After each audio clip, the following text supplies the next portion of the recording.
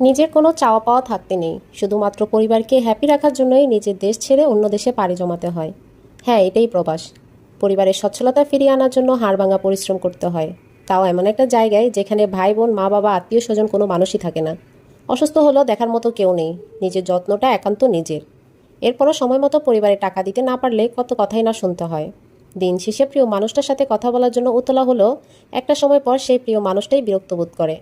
এমন অনেক মানুষ আছে যারা সময় মতো দেশে ফিরতে না পারার কারণে তার প্রিয় মানুষটিকে হারিয়েছে, অন্যের হয়ে যেতে দেখেছে। এই কষ্টগুলো একান্তই নিজের, শেয়ার করার মতো কোনো মানুষ পায় না। আমাদের সম্মান করা উচিত সেই সব মানুষদের যাদের হাড়ভাঙা পরিশ্রমে একটি পরিবার সচ্ছলতা ফিরে পায়, যাদের কষ্টগুলো সব সময় পরিবার লুকানো ছাড়া থাকে। তাদের এই ভালো যেন থাকুক ভালো সব কাটে, প্রবাসী ভাইয়েরা। সবসময় তাদের জন্য এই দোয়া করি আমরা।